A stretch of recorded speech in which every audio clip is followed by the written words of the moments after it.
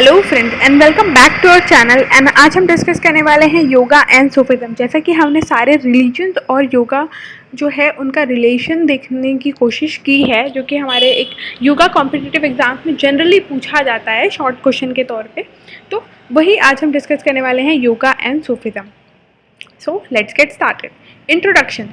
Sufism is believed to be originated from Basra in contemporary Iraq. Basra जो है वहाँ से सूफिज्म की उत्पत्ति मानी जाती है. The word Sufi is derived from Arabic word सूफ which means wool और woolen clothes worn by Muslims. तो जो सूफ़ी जो टर्म है उसकी जो ओरिजिन मानी जाती है वो अरबिक से मानी जाती है, जहाँ पे एक वर्ड है सूफ जिसका मतलब होता है वुल या फिर ऊन या ऊनी कपड़े जो कि मुस्लिम्स द्वारा पहने जाते हैं. Another theory believes that the word is developed from the word safa which means purity and it focuses on purity of heart and soul.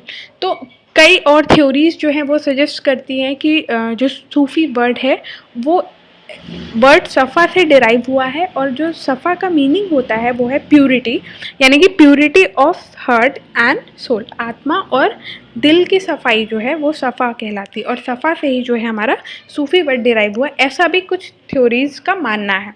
Some other suggest that it originates from अशब अल सफ़ा meaning Muslims who spend time in veranda of mosque devoted to prayer.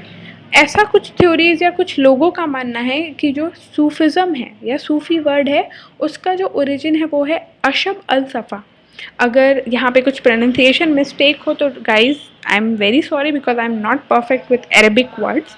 सो अशब अल सफ़ा जो है उसका meaning है ऐसे मुस्लिम्स जो कि मॉस्क्यू के आंगन में या प्रांगण में जो है वो प्रेयर करते हैं, उनको जो है वो सूफीज़ बताया गया है.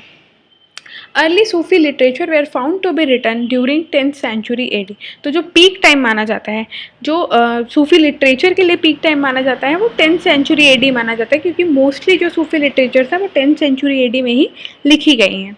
सूफी literatures are in the form of manuscript, treatises, discourses and poetry etcetera. तो मेनली जो सूफी लिटरेचर्स है वो हमको मैन्यूस्क्रिप्ट के फॉर्म पे, ट्रिटाइज के फॉर्म पे या डिस्कोर्सेस लेक्चर्स के फॉर्म पे या पोएट्री के फॉर्म पे हमको देखने को मिलती है.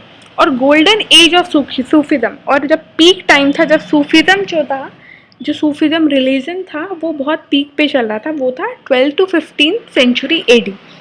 Propagation started from Baghdad and it is believed that Sufism is originated from Baghdad only, Persia, Pakistan and North Africa, etc. These are the prominent cities or countries from where Sufism got its origin.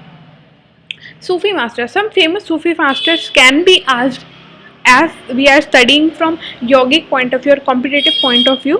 तो हमको जो है कुछ सूफ़ी masters के नाम जो है वो पता होने चाहिए, हम फैमिलियर होने चाहिए.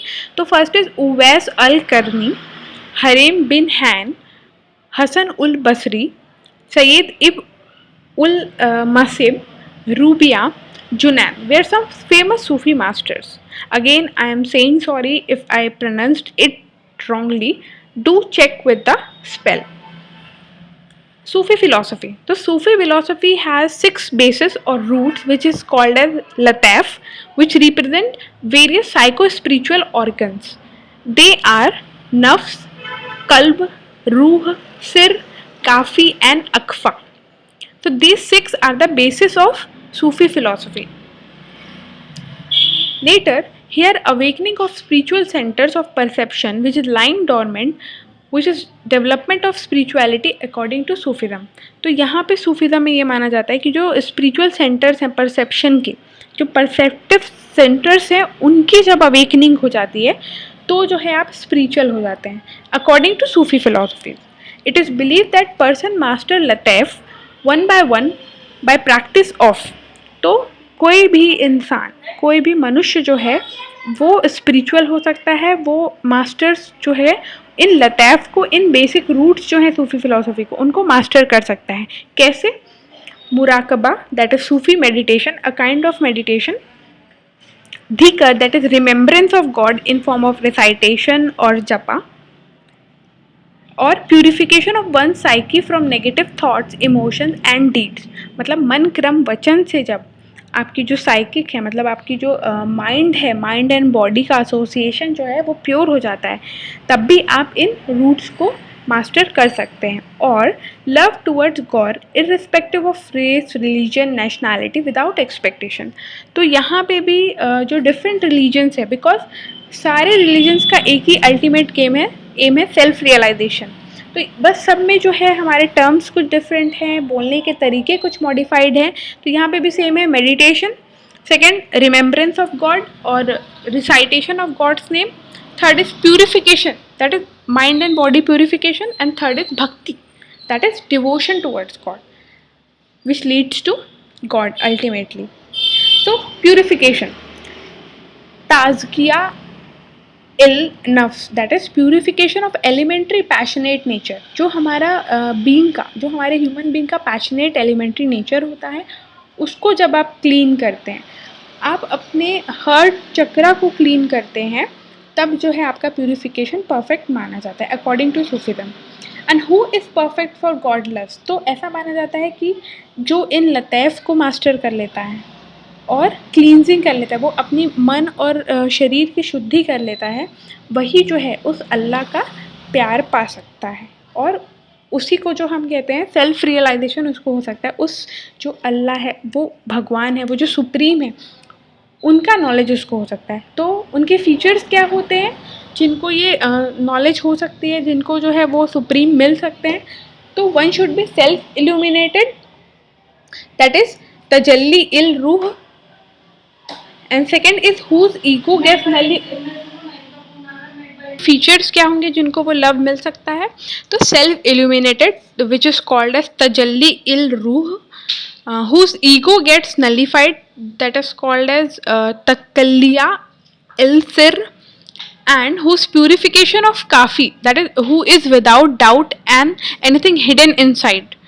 So जब कोई सेल्फ एनलाइटेंड हो जाता है, जब उसकी जो सारी वृत्तियां हैं वो ब्लैंक हो जाती हैं, या फिर बोल सकते हैं नल हो जाती है, न्यूट्रल हो जाती है, और जब किसी को अपने गॉड पे जो है वो कोई डाउट नहीं रहता किसी प्रकार का, और कुछ भी उसके मन में जो है वो छुपा हुआ नहीं रहता, बिल्कुल जो है वो फोकस्ड होता है, तब उसको जो है उस सुप्रीम की प्राप्ति हो सकती है, ऐसा सूफीज़म में बताया गया है।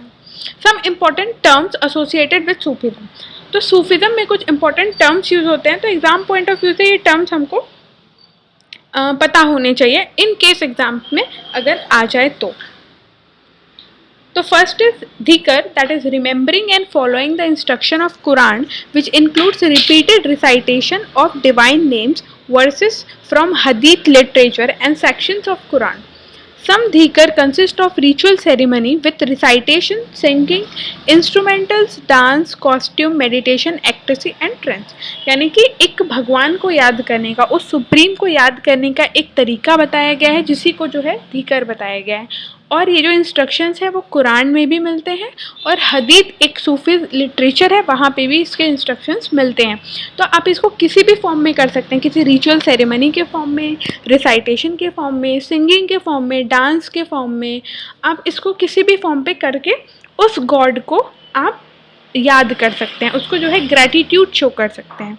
नेक्स्ट इज मुराकबा, a kind of meditative practices by Kabbalist to attain higher state of consciousness. एक मेडिटेटिव प्रैक्टिस जो कव्वालिस्ट होते हैं या कब्बालिस्ट होते हैं उनके द्वारा हायर कॉन्शियसनेस को अटेन करने के लिए की जाती है, उसे हम कहते हैं मुराकबा।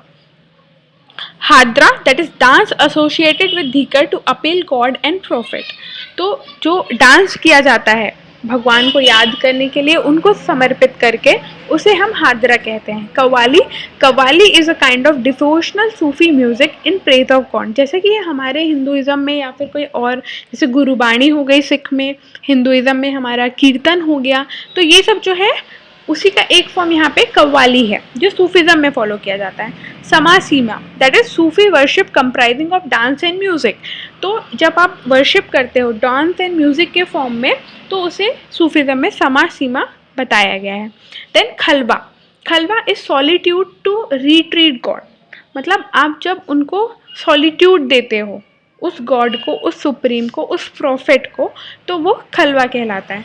नेक्स्ट इज शायक, that is the spiritual advisor this खलवा, मतलब ये जो खलवा है उसका जो प्रोसेस एडवाइस करता है उसके एडवाइज़र को या फिर स्पिरिचुअल एडवाइज़र को हम शायक कहते हैं। Next, yoga and Sufism similarities जो हमको मेजर सिमिलैरिटीज़ देखने को मिलती है वो यहाँ पे एक शॉर्ट में हम देख लेते हैं।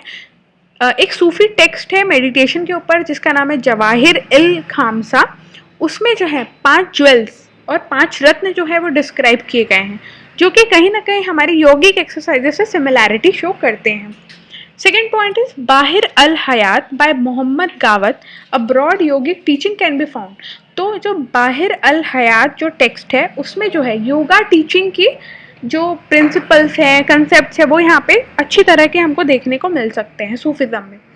हका और truth is given the utmost importance. तो जैसा कि हमारे जो योगी फिलोसफीज है उसमें भी जो है सत्य को जो है बहुत इंपॉर्टेंस दी गई है, तो यहाँ सूफिज्म में भी सेम चीज़ है, सत्य को जिसे हक्का कहा गया है उसे जो है वो बहुत इंपॉर्टेंस दी गई है स्पिरिचुअल जर्नी के लिए। Divine experiences of self realization is well explained in Sufism under the name काशफ। और जो डिवाइन एक्सपीरियंसेस है, जैसे कि हमारे में बोला जाता है कि साक्षात्कार होता है भगवान का, या फिर आप भगवान को रियलाइज़ करते हो, ऐसे जो भी रियलाइजेशन है, जो भी सेल्फ एनलाइटमेंट के लिए जो लोगों के अलग अलग एक्सपीरियंसेस हैं, वैसे ही एक्सपीरियंस सूफिज्म में भी एक्सप्लेन किए गए हैं। बट वहाँ पे जो उसका टाइटल है, वहाँ पे जो उसकी हेडिंग है वो है काशफ। काशफ इज डिवाइन एक्सपीरियंस और description of divine experiences in Sufi philosophy. So hope you guys like this video. Do like, share and subscribe our channel if you like our efforts. Stay tuned with Banarasiya for more videos like this and check the description box for the notes.